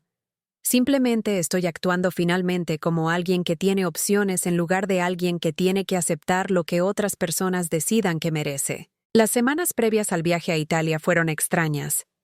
Roberto parecía dividido entre querer controlar mis planes y querer participar en ellos. Hacía sugerencias sobre alojamientos más económicos y luego preguntaba qué haríamos en Florencia. Se quejaba del coste de los vuelos en primera clase y luego investigaba restaurantes italianos que pensaba que deberíamos probar. Finalmente, 3 semanas antes de la partida, dijo: «Quiero ir contigo». «¿Por qué?» «Porque no quiero que veas Italia sin mí. Has tenido 50 años para planificar viajes conmigo, Roberto. ¿Por qué ahora?» Se quedó en silencio un largo momento, mirando por la ventana de nuestra cocina, el patio de luces y las paredes de ladrillo que habían enmarcado nuestra vista durante décadas. «Porque creo que he tenido miedo de las cosas equivocadas». «¿A qué te refieres?»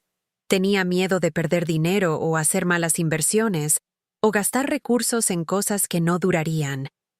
Pero creo que debería haber tenido miedo de no vivir, de dejar que el miedo nos impidiera disfrutar de lo que habíamos trabajado, de desperdiciar los años en que todavía estábamos lo suficientemente sanos como para viajar y probar cosas nuevas». Fue lo más parecido a una disculpa que había recibido de Roberto en décadas, y ni siquiera era una disculpa directa. Pero era un reconocimiento de que su enfoque de nuestras finanzas y nuestro matrimonio había sido defectuoso, lo cual era más perspicacia de la que esperaba de él. «Puedes venir», dije. «Pero no voy a cambiar el itinerario para acomodar tus preferencias. Este viaje está planeado en torno a lo que yo quiero ver, hacer y experimentar. Si quieres participar, eres bienvenido, pero no puedes modificarlo para hacerlo más cómodo, económico o práctico». Eso parece justo. Justo. Después de décadas de tomar decisiones unilaterales sobre nuestras finanzas y nuestro estilo de vida, Roberto finalmente reconocía que yo tenía derecho a tomar algunas decisiones unilaterales por mi cuenta. El viaje a Italia nos transformó a ambos, pero de diferentes maneras.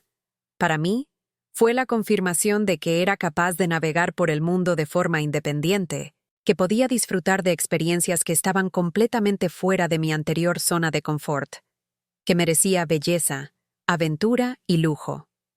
Para Roberto, pareció ser una revelación de que el dinero podía comprar cosas que valían la pena, que gastar recursos en experiencias podía ser tan valioso como ahorrarlos para necesidades futuras teóricas. En Florencia, nos paramos frente al David de Miguel Ángel, y vi cómo cambiaba la cara de Roberto mientras experimentaba un arte que solo había visto en fotografías. En la Toscana, tomamos una clase de cocina donde aprendimos a hacer pasta desde cero, Y lo vi reír de una manera que no había visto en años. En Roma, comimos en restaurantes que servían comida que era una revelación, y lo vi descubrir sabores y texturas que nunca había experimentado. Para esto es el dinero, dije una noche mientras nos sentábamos en la terraza de nuestro hotel en Venecia, viendo la puesta de sol pintar los canales en tonos de oro y rosa. ¿A qué te refieres? Este sentimiento, esta experiencia de estar en un lugar hermoso, comiendo comida que sabe increíble, viendo arte que te deja sin aliento, sintiendo que el mundo está lleno de posibilidades. Por esto la gente quiere ser rica, Roberto. No para tener grandes números en las cuentas de inversión, sino para tener acceso a experiencias, oportunidades y belleza que hacen que la vida valga la pena. Nunca lo había pensado de esa manera, porque estabas tan centrado en acumular dinero, que olvidaste que el dinero se supone que es una herramienta, no un fin en sí mismo. Tuviste tanto éxito haciendo dinero que olvidaste para qué lo estabas haciendo. Cuando regresamos de Italia, algo había cambiado en nuestra relación. No todo. Roberto todavía era propenso a cuestionar los gastos y a tomar decisiones unilaterales. Pero yo ya no estaba dispuesta a ceder a sus juicios sobre lo que podía permitirme o qué tipo de experiencias eran apropiadas para alguien de mi edad. Usé mi propio dinero para ayudar a Emma con sus gastos universitarios, y cuando Roberto se opuso, le recordé que era dinero que tenía derecho legal a gastar como yo quisiera. Doné a causas que me importaban, compré ropa que me hacía sentir atractiva, comí en restaurantes que servían la cocina que quería probar. Estaba aprendiendo, a los 76 años, a priorizar mis propias preferencias y deseos en lugar de ceder automáticamente a las opiniones de Roberto sobre lo que era razonable o práctico. La prueba más grande llegó 6 meses después de nuestro regreso de Italia, cuando Sara llamó para decirnos que ella y su esposo estaban considerando el divorcio. Su matrimonio había estado tenso durante años por presiones financieras y demandas profesionales, y estaban luchando con los costos de la terapia y los honorarios legales. «Podríamos ayudarles», le dije a Roberto esa noche. ¿Ayudar cómo? Pagar la terapia de pareja. Cubrir los honorarios legales si deciden divorciarse. Ayudar a Sara con los costos de la vivienda si necesita mudarse. Asegurarnos de que nuestra hija tenga los recursos que necesita para tomar las mejores decisiones para su familia en lugar de verse forzada a tomar decisiones por limitaciones financieras. Eso podría costar decenas de miles de euros. Podría costar 100.000 euros y seguiríamos siendo millonarios.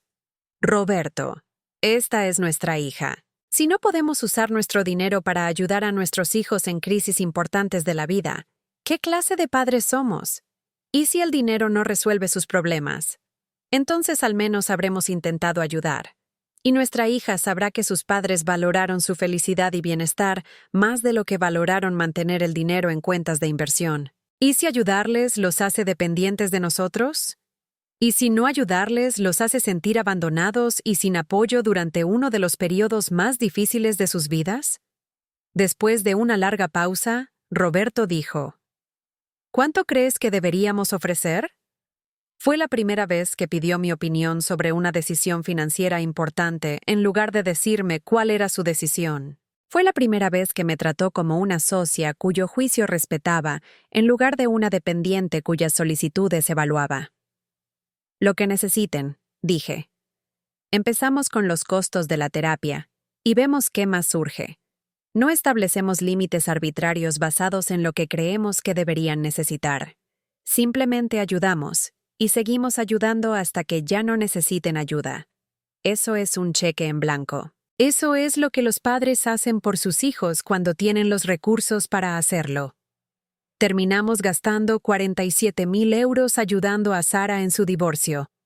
Terapia, honorarios legales, fianzas para un nuevo apartamento, costos de guardería mientras ella volvía a estudiar para obtener una certificación adicional que mejoraría su potencial de ingresos. Fue más dinero del que habíamos gastado nunca en nada excepto nuestro apartamento, y fue la mejor inversión que habíamos hecho nunca.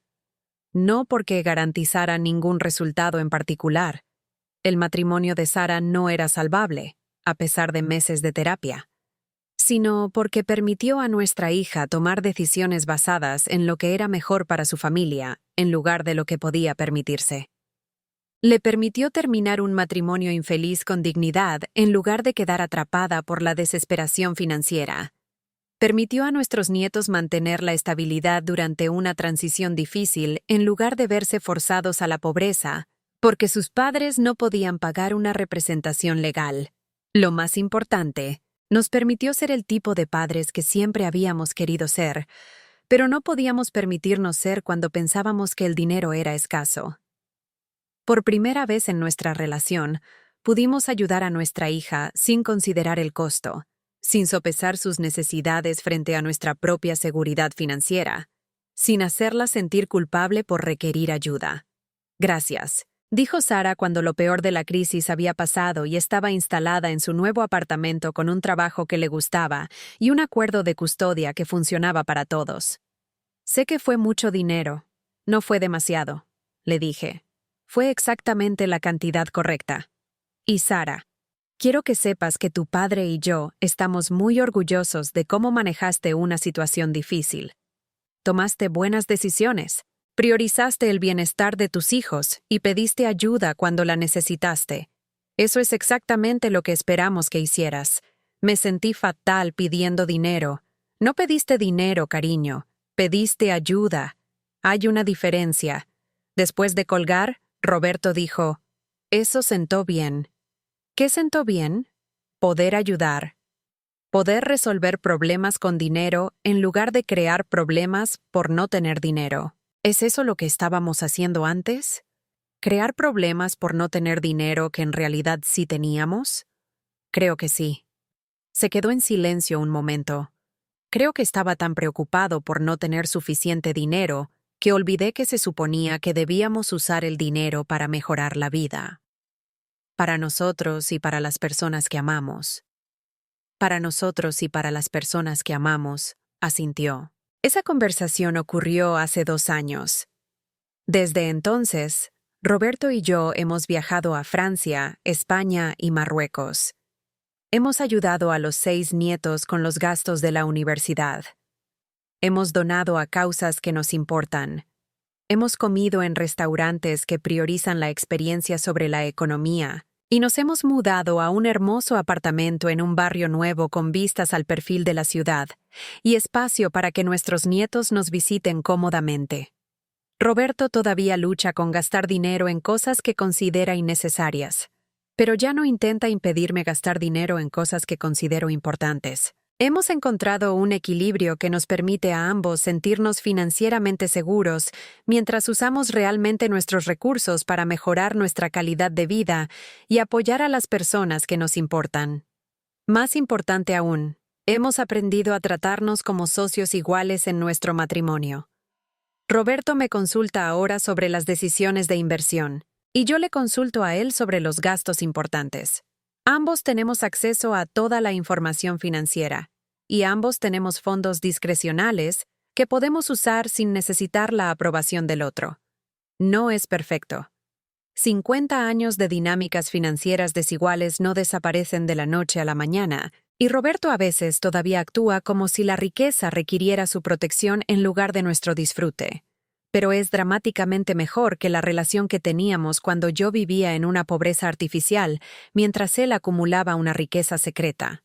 Lo más importante es que he aprendido que no necesito el permiso de nadie para priorizar mi propia felicidad y bienestar. No necesito justificar el querer experiencias hermosas, o un entorno cómodo, o la capacidad de ayudar a las personas que amo. He pasado suficiente de mi vida posponiendo mis sueños a las opiniones de otras personas sobre lo que merezco. El mes pasado, empecé a planificar nuestro próximo viaje. Japón, en primavera, para ver los cerezos en flor y experimentar una cultura completamente diferente a todo lo que hemos encontrado antes. Cuando le mostré a Roberto los folletos de viaje, no preguntó por el costo. En cambio, preguntó qué haríamos en Tokio y si creía que le gustaría la comida japonesa. «Creo que disfrutarás probando algo completamente nuevo», le dije. Creo que descubrirás que eres más aventurero de lo que solías creer. Creo que tienes razón, dijo. Creo que soy más aventurero de lo que solía ser. Lo que he aprendido de esta experiencia es que el engaño financiero es una forma de abuso emocional, incluso cuando está motivado por buenas intenciones. Lo que he aprendido es que la asociación requiere honestidad y el matrimonio requiere tratarse mutuamente como iguales capaces de tomar buenas decisiones. Lo que he aprendido es que el dinero sin un propósito son solo números en una página, pero el dinero utilizado para crear experiencias, ayudar a la gente y construir una vida que valga la pena vivir es una de las herramientas más poderosas que tenemos. Lo que he aprendido es que nunca eres demasiado viejo para cambiar las dinámicas fundamentales de una relación, y nunca eres demasiado viejo para empezar a priorizar tu propia felicidad y tus sueños. Ahora tengo 78 años.